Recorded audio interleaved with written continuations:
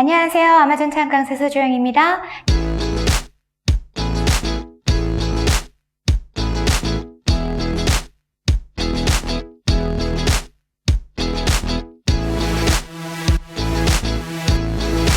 자, 오늘은 지난 시간에 이어서 두 번째로 미국에 식품을 수출하려고 할 때 주의하셔야 될 사항들, 이런 부분을 말씀을 드리고자 합니다. 지난 시간에 식품 수출을 할 때 통관이 되는 총 아마 7가지 정도 이야기까지 제가 말씀을 드렸을 거예요. 그리고 그 세부적인 내용들은 오늘 이 시간에 말씀을 드린다라고 말씀을 드렸죠. 제일 먼저 오늘 이 시간에 말씀을 드리려고 하는 것은 이제 FFR이라고 하는 부분입니다. 이 제조공장 등록은 굉장히 중요해요. 식품을 이제 제조하고 포장하고 보관하는 그러한 미국 수출 공장이시라면 이 FDA를 하시기 위해서 이 FFR을 필수적으로 먼저 하셔야 되거든요. 그래서 얘를 안 하시고 FDA를 하실 수는 없어요. 그리고 얘 같은 경우는 한번 등록을 했다라고 해서 끝나는 것은 아니고요.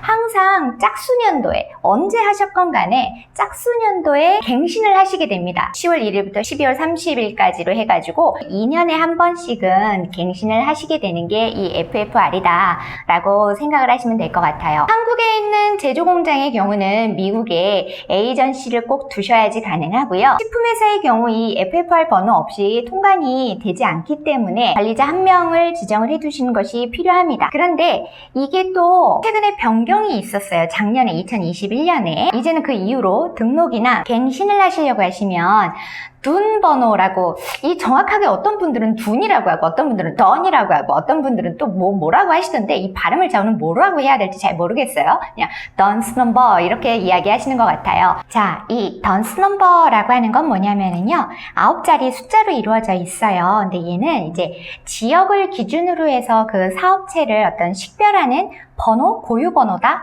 이렇게 생각을 하시면 되는데, 얘 이제 더 데이터 유니버셜 넘버링 시스템의 줄임말이거든요. 전 세계 표준 기업 식별 코드이기 때문에요. 식품을 수출하시려고 하시는 분들은 꼭 받으셔야 되고요. 식품만이 아니라 사실 해외 정부 기관이나 뭐 글로벌 다국적 기업과의 이제 거래를 한다거나 해외 진출을 추진하는 국내 중소기업들은 이걸 받아두시는 게 필요한 기업 식별 코드라고 생각을 하시면 됩니다. 그런데 예전에는 FFR을 위해서 등록을 하거나 갱신을 하려고 할 때 이 던스 넘버까지는 없어도 가능했는데, 이제는 작년에 변경이 된 이후로는 이 던스 넘버가 없으면 등록이나 갱신을 하실 수가 없다, 이렇게까지 알아두시면 좋을 것 같고요. 좀 더 깊은 내용들이 필요하신 경우에는 이거는 당연히 이걸 이제 주 전공을 하고 계시는 컨설팅사 분들과 상의를 하셔야 되겠죠. 자, 여기까지 이렇게 말씀을 드리고, 그 다음에 제조공장을 등록함에 있어서 또 하나 주의하셔야 될 부분이 있어요. 저산성 식품들을 생산을 하고 계시는 그런 곳이 있을 거 아닙니까? 저산성 아니면 산성 식품에 해당하는 경우는 FFR에 FC, SID 파일링이라는 것을 같이 진행을 해 주셔야지 됩니다. 여기에 해당하지 아니하시는 분들은 그냥 FFR을 하시면 되고요. 여기 저산성이나 산성 식품에 해당하는 그러한 곳일 경우에는 FC, SID 파일링으로 진행을 해 주셔야 된다. 이렇게 말씀을 드리고, 이제 FFR에 대해서는 넘어갈게요. 그리고 이제 그 다음 또 우리가 주의해서 알아야 될 부분이 뭐냐면 라벨링이에요. 우리 한국도 외국에서 이제 식품이나 이런 게 들어올 때는 반드시 영어 원래 상품에 있던 라벨링에 한국 라벨링이 이렇게 덧붙여져 있잖아요. 똑같거든요. 미국도 마찬가지로 라벨링이 반드시 있어야 되는데, 라벨링이 약간 다릅니다. 제가 모양을 좀 먼저 한번 보여드려 볼게요.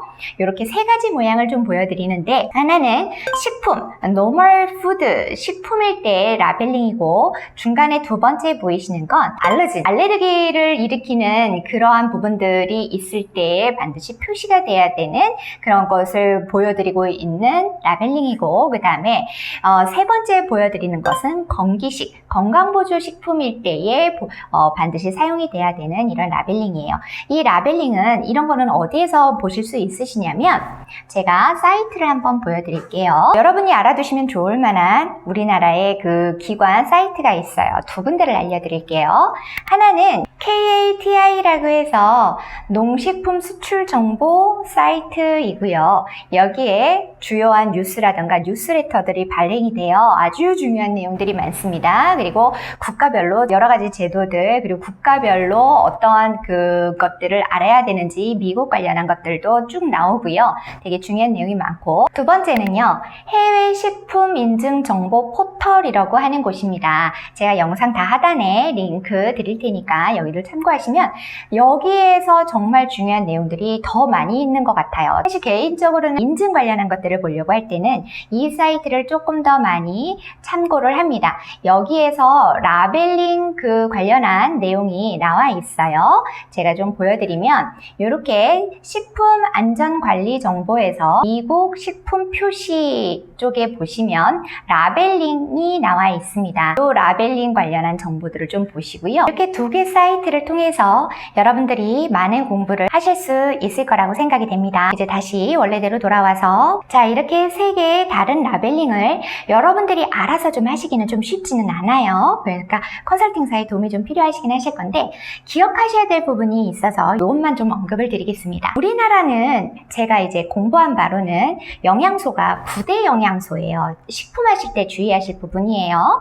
9대 영양소인데 미국은 14대 영양소라고 해요. 그래서 저 한국에서 이미 9대 영양소 검사 다 했는데 그럼 저 안 해도 되지 않아요? 라고 하실 수 있는데, 그런데 미국은 14대 영양소이기 때문에 아무리 한국에서 하셨을지라도 추가적으로 5종이 부족하잖아요. 그래서 영양검사를 다시 하실 필요가 있다라는 거, 요거 하나 알려드리고, 그렇다고 하면 이제 라벨링을 할 때에 어떠한 내용들이 이 라벨링 표지에 들어가야 되느냐, 그 부분에 대해서 간단하게 말씀을 드릴게요. 라벨 표시에 들어가야 될 내용은요, 기본적으로 제품명이 들어가고요, 용량 들어가고, 원산지, 원료 정보, 성분 정보, 그 다음에 1회 제공량, 그리고 뭐 기타 문구들 있겠죠. 보관을 어떻게 해야 된다, 아니면 주의사항, 뭐가 어떤 걸 주의해야 된다, 이런 것들, 그 다음에 제조업체 정보가 필요합니다.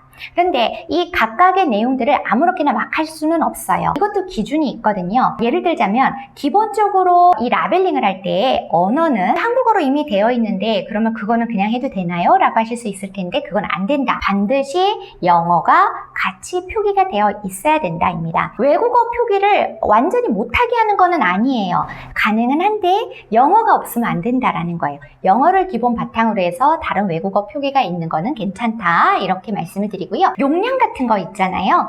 용량을 우리가 한국은 이제 뭐 g이거나 아니면 밀리리터거나 이런 식으로 표시가 되잖아요. 그런데 미국은 다르지요. 그래서 파운드라던가 아니면 플로온스라던가 이렇게 쓰잖아요. 그래서 여기도 똑같습니다. 라벨링을 하실 때에도 두 가지를 다 같이 병기를 해주셔야 돼요. 밀리 단위랑 그 다음에 파운드 단위를 같이 적어주셔야 된다라는 거, 용량을 하실 때. 그리고 이때 이 용량은 순중량입니다. 아시죠? 이 용량은 순중량으로 기재를 하셔야 된다라는 거 잊지 마시고요. 제품명은요, 어떤 분들은 되게 쬐끄맣게 하시는 분들이 있거든요. 기재를. 그거 안 되시고요. 제품명은 크게 기재하셔야 되는데 전면에 일단 표기가 당연히 돼야 되지 않겠습니까? 그리고 뒤에 작성을 하실 때도 눈에 확실하게 보이도록 작성을 하셔야 되고요. 삐딱하니 기재하지 마시고 가로로 평행하게 딱 이렇게 기재를 해주셔야지, 사선으로 제품명이 보이게 한다거나 그렇게 하시면 이것도 통과가 되지 않습니다. 그 다음에 원료 정보 부분은 원료가 많이 들어가는 게 있고 적게 들어가는 게 있잖아요. 이거를 뒤죽박죽 기재하시면 안 되고, 원료가 함량이 높은 것서부터 작은 것으로 순서대로 내려가도록 그렇게 작성을 해 주셔야 돼요. 그리고 원료 정보는 이제 제조사랑 유통사랑 정보가 같은 면에 같이 기재가 되어 있어야지 된다라는 거, 이것도 기억을 해주시고요. 원산지 정보를 기재하실 때 주의사항은 이건 역시 눈에 잘 띄게 기록하셔야 된다라는 겁니다. 또 그다음에 유통업체 정보가 표기가 되어 있다면 그 정보도 같이 기재를 해주시는 것이 좋겠고요. 이제 그 다음에 성분 정보가 있지 않겠습니까? 이거 되게 중요하잖아요. 이 성분 정보는 원료 정보와 같은 곳에 기입이 되어 있어야 됩니다. 칼로리, 용기당 제공량 또는 1회 제공량의 표기, 그 글자를 좀 두껍고 볼드하고 크게 강조를 해 주셔야 되고요. 1 제공량 비율은 1일 제공량 대비 해당 영양소의 비율이 얼마다, 이렇게 되어 있어야 됩니다. 그렇다면 하루 제공량은 얼마여야 되는지 그 칼로리가 있겠죠? 그거는 2000칼로리를 기준으로 한다, 이렇게 명시가 되어 있어야 됩니다. 또 주의할 사항 중에 하나가 설탕이에요. 설탕의 양과 그 비율이 필수적으로 표시되어 있어야 되고요. 총지방, 포화지방, 트랜스지방 이런 표시도 필수적으로 기재를 해주셔야 된다라는 거 잊지 마시면 좋겠습니다. 다만 재밌는 것은 지방 칼로리는 필수적으로 기재해야 되는 그 사항에 들어가지 않는다. 이렇게 말씀을 드리고요. 그 다음에 알레르기 정보 부분은 알레르기가 있는 사람들이 먹으면 안 되잖아요. 그래서 이 주요 알레르기 정보를 꼭 넣어주셔야 되는데 우유가 들어가고요. 알레르기 정보에. 그 다음에 달걀 들어가고요. 생선 들어가고 그 다음에 갑각류 들어가고 조개 들어가고 땅콩 들어가고 대두, 밀, 견과류 이런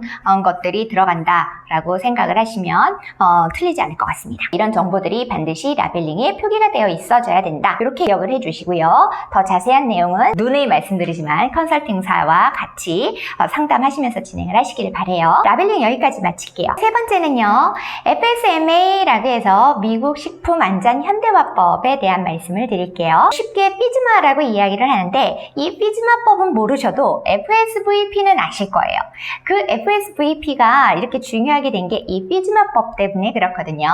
이 삐즈마법은 이 FSMA는요 2011년에 처음 제정이 된 거기는 해요. 이 삐즈마법에 의해서 진행을 해야 되는 여러 가지 법들이 생긴 거예요. 사실 예전에는 이게 있기 이전에는 그렇게까지 막 미국에서 요구하는 것들이 그렇게 까다롭거나 그러지는 않았는데 지금은 이 삐즈마의 여러 가지 하위법에 의해서 식품 현행 우수 제조 관리 기준이라던가 사료의 우수 제조 관리 기준이라던가 위생적 운송이라던가 이런 것들이 전부 다 하위법이 생겨났고요. 그 중에 하나가 FSVP, 수입자에 대한 해외 공급업체 검증 프로그램이라는 것이 이 중에 하나에 있는 것입니다. 삐즈마법에 의해서 우리가 FSVP가 안 되어 있으면 통관이 안 되게 됐어요. 이 FSVP는 조금 전에 말씀드렸듯이 해외 공급업체 검증 프로그램인데 미국으로 수입이 되는 모든 식품이 미국 내에서 유통이 되는 그 식품의 안전 규정과 동일한 조건에서 생산이 되었다라는 것을 입증해야 되는 프로그램이 바로 이 FSVP예요. 이에 따라서 이제 미국에 수입이 되는 식품의 안전성 책임을 누가 지냐면 수입업자가 지게 된 거예요. 그래서 FDA는 수입업자가 의무적으로 그 공급업체의 식품위생 검증 활동을 하도록 요구를 합니다. 그래서 미국 내에 있는 미국의 그 수입업체랑 해외에 있는 그 제조업체는 식품 안전성에 대한 책임을 공유를 하게 되고요. 이러한 부분들을 같이 문서화를 해서 FDA에서 FSVP 실사가 이루어질 때가 있거든요. 그 실사가 이루어질 때 그 문서를 제출을 해야 됩니다. 그래서 이게 제출이 안 되면 통관을 하실 수가 없어요. 다만 모든 식품이 전부 다 이 FSVP의 대상이 되느냐? 그건 아닙니다. 예외 식품들이 있어요. 어떤 식품이 예외가 되냐면 미국 해썹 아시죠? 해썹에 적용 대상이 되는 주스라던가 어류라던가 어류 가공품들은 이 FSVP의 제외 대상이고요. 이제 개인이 내가 알아서 먹으려고 하는 개인 섭취용 식품 같은 것도 사실은 면제 대상 식품입니다. 저산성 식품도 면제고요. 지금 미국 내 판매나 유통이 아니라 나중에 재수출을 목적으로 하는 식품들이 있어요. 그런 경우도 면제 대상에 포함이 된다라고 할 수 있겠고요. 혹은 식품이 면제가 되지 아니하고 아예 수입자가 면제가 되는 경우도 있어요. 두 가지 케이스가 있는데 식이보충제나 식이보충제 성분을 수입하는 사람 있잖아요. 그 성분을 수입하는 사람은 이 FSVP의 제외 대상입니다. 혹은 두 번째, 아주 영세하게 수입을 하거나 아니면 소규모로 공급자로부터 식품을 수입하는 사람들이 있잖아요. 이러한 사람들도 역시 FSVP의 대상이 되지 않아요. 대표님, 영세 수입자나 소규모 공급자 이런 게 기준이 있을 텐데 어떻게 됩니까? 라고 물어보실 수 있을 것 같죠? 그래서 조사를 해놨어요. 영세 수입자라고 하는 건 식품 연간 총 매출이 100만 달러 미만인 기업이 영세 수입자예요. 그 다음에 소규모 공급자라고 하는 건 연간 농산물 판매액이 평균 2만 5천 달러 이하인 경우, 이런 경우가 소규모 공급자라고 할 수 있겠습니다. FSVP는 이제 해외에서 수입이 되는 모든 식품을 통관을 위해서 다 받아야 되는 건데 두 가지의 예외가 있다. 하나는 식품의 예외가 있고 하나는 수입자가 예외가 되는 경우가 있다. 이렇게 기억을 하시면 정리를 해주시면 확실할 것 같습니다. 이렇게 이 삐즈마법에 의해서 해외에서 수입이 되는 그 식품이 미국에서 유통이 되는 그러한 식품의 규정과 동일한 조건에서 생산이 됐다라는 것을 입증을 해야 되다 보니까 미국에서 FSVP를 시행을 할 에이전트를 지정할 필요가 생긴 거죠. 그래서 반드시 미국 내에 거주하는 사람이나 기업이 이 에이전트가 돼야 됩니다. 그런데 통관을 할 때에 이 FSVP FSVP 에이전트 정보를 입력을 해야지만 통관이 되기 때문에 이것은 없으면 넘어갈 수가 없어요. 반드시 해야 되는 거예요. 그 에이전트를 우리가 뭐라고 이야기하냐면 FSVP 임포터라고 이야기를 합니다. 그냥 임포터가 아니에요. 미국 현지 대리인이 해외 식품 소유자의 그 FSVP 임포터가 되어주기로 한 그러한 서명을 한 문서를 가지고 있어야 돼요. 그리고 이게 FDA 실사가 있을 때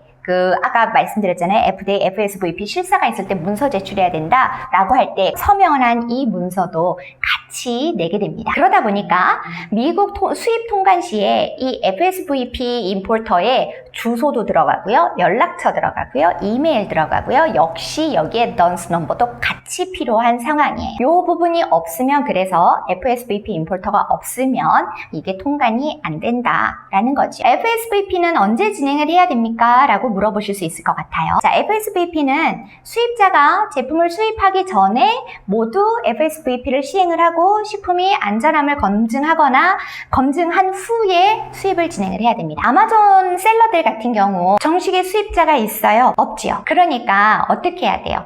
우리가 아마존으로 수출을 하려고 하는 우리 셀러가 미국에 수출을 하기 이전에 이미 이 FSVP를 다 진행을 해 두셔야 한다라는 겁니다. 아까 제가 뭐라고 그랬냐면 FSVP 임포터를 지정을 할 때 이 임포터가 될 수 있는 대상은 미국에 반드시 거주하는 사람이거나 업체여야 된다라고 했잖아요. 그러면 우리가 지금 해외에서 우리 한국에서 물건을 미국으로 들여보내는데 미국에 그렇게 대행을 해줄 수 있는 에이전트가 없다고 하면 진행이 안 된다라는 거죠. 이러한 질문이 있을 수 있을 것 같아요. FSVP랑 FDA랑 뭐든지 한 번만 신청을 하면 이게 전부 다 쫙 다 연결이 돼서 되느냐? 이렇게 물어보실 수 있을 것 같은데 그렇지 않아요. 나중에 이제 컨설팅사들한테다가 상담을 해보시면 아시겠지만 성분 조사하는 거 다 별개고요. 라벨링 별개고요. 비용들이 그리고 신청도 그렇고 다 별개예요. FDA를 위해서 FFR라는 것도 별개고요. 던스 넘버도 별개고 FDA 진행하는 것도 별개고 FSVP도 별개예요. 그러니까 이거 하나 있다고 다른 것들도 다 같이 진행이 된다. 이렇게는 생각하시면 안 될 것 같아요. 다 따로 준비를 해야 된다. 여기까지 말씀을 드릴게요. 자, 오늘 제가 여러분들께 알려드리려고 한 내용은 여기까지예요. 영상 보시느라고 너무 수고 많이 하셨고요. 다음에 또 다른 주제로 여러분들을 만날 수 있도록 하겠습니다. 3가지 잊지 말아주세요. 다음에 또 다시 만나 뵙도록 하겠습니다. 수고하셨어요.